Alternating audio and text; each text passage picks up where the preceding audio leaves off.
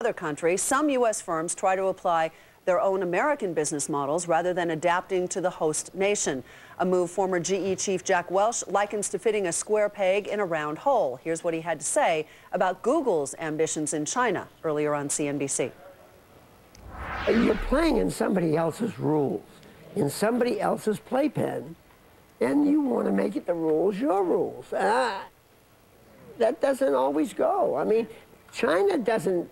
They're not making this rule up as a surprise. Interesting point. Let's bring in Dan Harris with Harris & Moore, a Seattle-based law firm with offices in Qingdao, China. Dan Griswold will join us shortly. He's with the Cato Institute's Center for Trade and Policy Studies. Welcome. First of all, it's a pleasure to have you with us. Dan, what about Jack Welch's assertion that it's, the square peg, round hole scenario? Or can U.S. companies take some of what they some of their culture here in the United States and apply it to doing business overseas, whether it's China or elsewhere? I would agree with Jack Welch that when an American company goes into China, they are going into China's playground. And that means they need to operate under China's rules.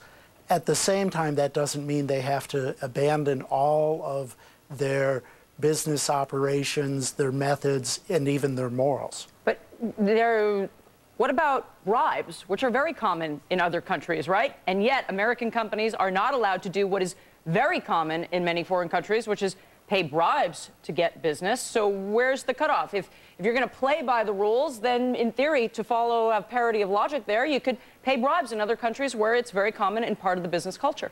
Well, I would disagree with that. It may be common in China, but it is illegal in China.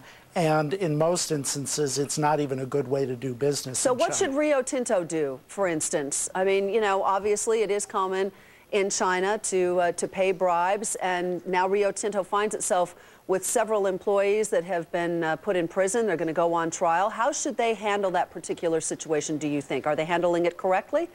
Well, it's not all that common for foreign companies to pay bribes in China. It may be common for domestic companies in China to pay bribes, but I don't believe it's common for foreign companies to pay bribes.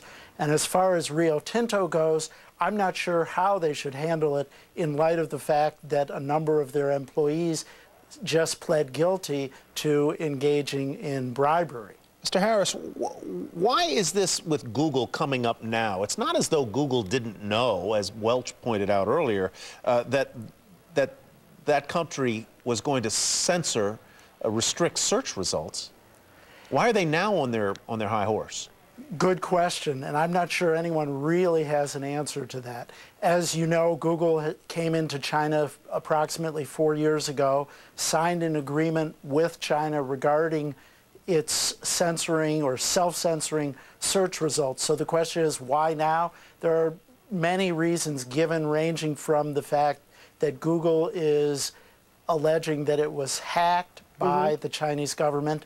Other people are saying that it was due to the fact that Google has come to the conclusion that it cannot compete with Baidu in search in China. And others, and this is really where I come down at this point anyway, are saying that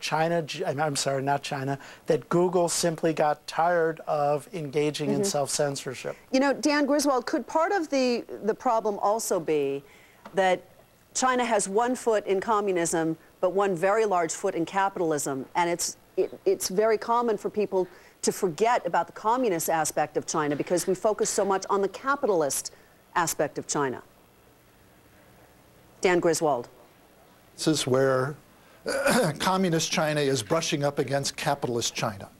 And the communist government doesn't like the kind of things that people are accessing on Google, and yet modern capitalism needs information to thrive. And I think China is going to pay an increasing price for the chill that this is going to put over access to information. But what does Google do, though?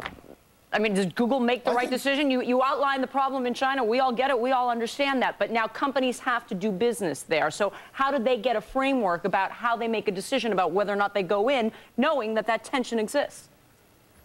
It's a decision every company has to make. Most companies that invest in China aren't getting anywhere close to the rules in China about censorship. But information is Google's business. And so it might be unique, or at least unusual. I think it's entirely up to Google to make the decision. I can't fault them for pulling out. They're not in the censorship business. The Chinese government is. But we know, so we've known the decision by Google is probably a good one. We've known from the experience of lots of media companies, whether it's News Corp or Google or others, that China had its own peculiar rules, as other sort of state-controlled countries do, Cuba or Iran or North Korea, and so it just I'm perplexed that this becomes a big issue right now. Well, it shouldn't be a big issue right now. It's just one company deciding they're not going to do business in China under the rules that the Chinese government has dictated. And frankly, it's not such a big hit for Google. It's expected to be the biggest economy in the world in under 10 years. It's a huge business market. So it's not just, don't you think you're underplaying that a little bit? Well, right now, Google's only getting 1 or 2% of its income, for its revenue from China. Only 3% of its workforce is there. You're right, it's the world's biggest market right now in terms of internet users, but not anywhere near the biggest in terms of revenue. But you know what I'm not getting out of either one of you guys? Google's doing the right thing. They have their brand name to protect, by the way. Well, okay, there we get maybe a criteria. I don't get either out.